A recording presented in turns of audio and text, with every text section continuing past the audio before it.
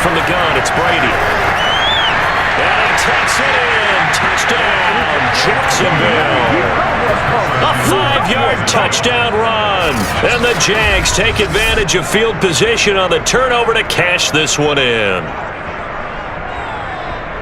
He continues to show at this level that he can not only pass for touchdowns, he can run for touchdowns. Not the first time we've seen this, because this young guy, he really makes it happen. So what that tells me is the book on him has to change.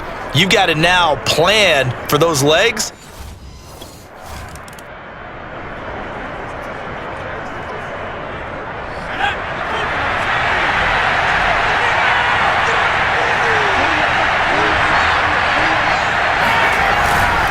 They begin the drive with Robinson. Muscles him off. And he's going to take this one across midfield and into Colts territory.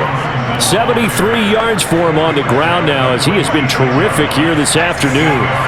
8 yards the tally on that first down run. Here's 2nd and 2. They fake the handoff. Now Brady. And he'll let this one go deep for Chark.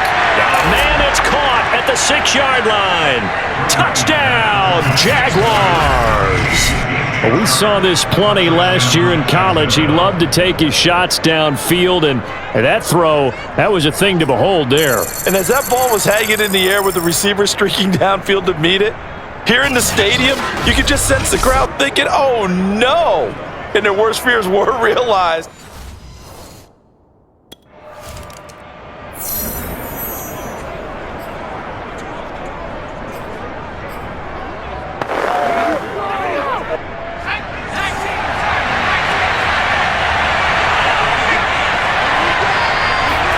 Brady now on first down. He's got his veteran tight end Landry. And nothing but green grass here, middle of the field. Touchdown Jaguars.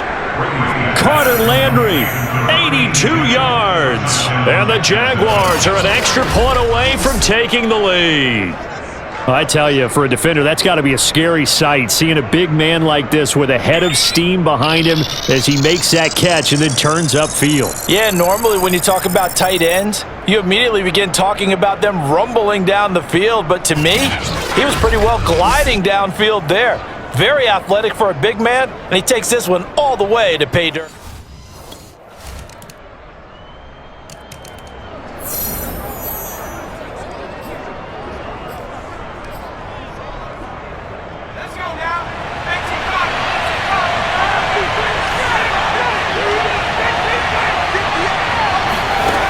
First down, Brady. This is Chenault on the receiving end. And they'll get it up just short of the 45 at the 44. First play of the drive, a success, 19 yards. Took just one play to move all the way to the 44 as they try again on first down. Shotgun now for Brady. That one complete. He finds Shark. He's got this to the 30 before being taken down. The extra effort after the catch makes it good for a gain of 26 and also a first down. And here we are in the fourth quarter, partner, and watch them drive for what would be a go-ahead touchdown. And you and I both know This is where you need a quarterback who can keep his cool back there. Not just for himself, but to keep the rest of the team relaxed too. On 1st and 10, here's Brady. Looking downfield for Jones. And that is caught. Touchdown, Jacksonville. Marvin Jones, his second touchdown on the season. And the Jaguars on just 2 plays have taken the lead. Those are the types of plays in these moments they were hoping for from this young rookie, able to put him up here in the 4th quarter. How about the kid? You just mentioned it, the 4th quarter. This is when you have to make those winning plays. That's what he just did. Doesn't ensure anything, but he certainly gave his team a heck of a chance, didn't he?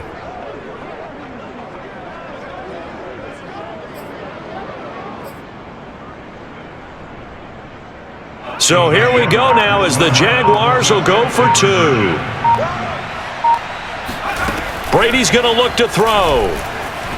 And he'll get into the end zone. So now a field goal would only tie as they've upped their lead to 3. So that effort gives him a 3-point cushion and guarantees that a field goal going forward won't beat them. Yeah, that's really good strategy because that's all you care about, not getting beat.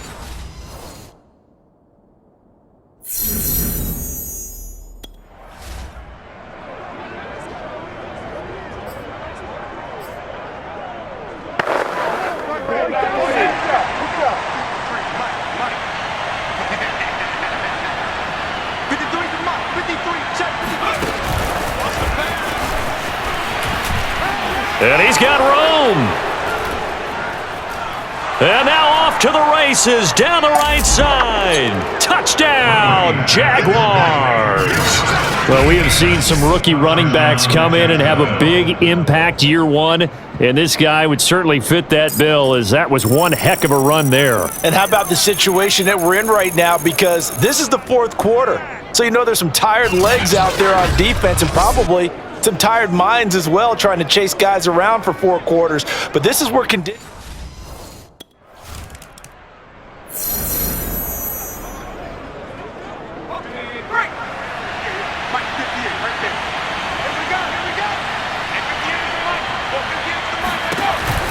They'll run on 1st down. Robinson. And they'll get him down after a pickup of 8. 2nd and 2. Not this side. It's a gain of 8. Brings up 2nd and 2. 8 yards the gain on that last run. Here's 2nd and a couple.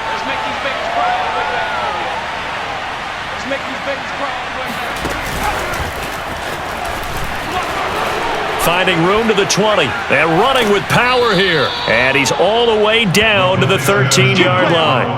A big one there for the Jags. 18 yards, 1st down. An effective play there, getting their wideouts involved in the run game. They're always hoping on that type of a play that they can get to the end of the line and have a chance to turn it upfield as he did there. That means they controlled the blocking and took care of the defensive end or the outside linebacker to give him that lane. And I guess I need to clarify, I said getting their wideouts involved in the run game, but of course that was actually a pass as he popped it forward. And they'll let the quarterback keep it here on 1st and 10. And now they're inside the 10 as he's brought down at the 9. Give him 4 yards there on the 1st down keeper. But if you're going to run the read option, typically, you've got to keep an eye on the defensive end. And what does that mean? What are you looking for with a defensive end? But you want to play off of what he does. If he collapses inside towards the running back.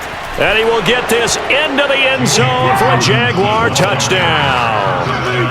James Robinson with his 13th touchdown of the year and 2nd of the game. And the Jaguars add on to their lead, and it's looking like that win streak is going to extend another week. An important score there, CD, and now an important extra point because it would make it a 3-score game. Love the math there, and at this point,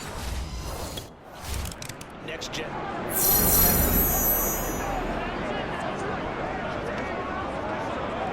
Here we go, set, cowboy in.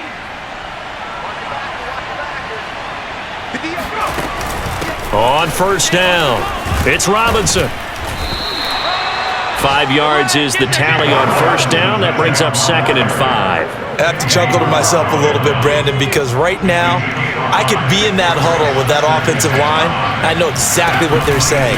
If you call a pass play here, We're going to call timeout. Run the football. And he takes it in. Touchdown, Jacksonville.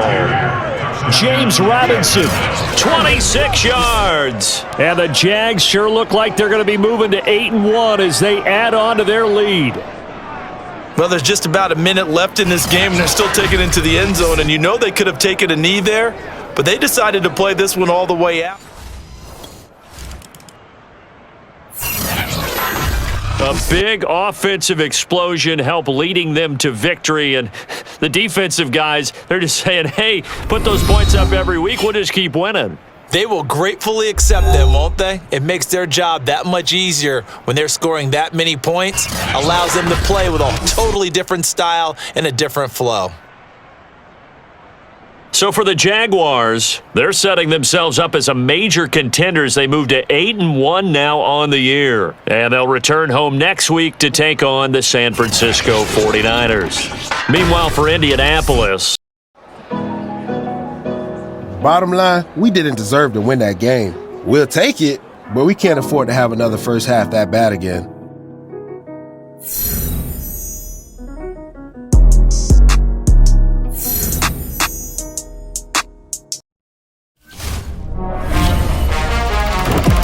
The biggest story coming out of last week's games was the incredible comeback we saw. 20 points down at halftime. Apparently, that's no problem. Ethan, what's the word around the league regarding the comeback everyone seems to be talking about? Well, this was a win that has certainly gotten everyone's attention. A young team like this, to be able to battle back from a 3-touchdown deficit at halftime, it's forced people to reevaluate what their ceiling is. Right, if that's the case, how do you view their ceiling? Down the line, this is a Super Bowl contender in a few years for sure. But right now, listen, I don't know if we can say that January's success is definitely in the cards, but at the very least,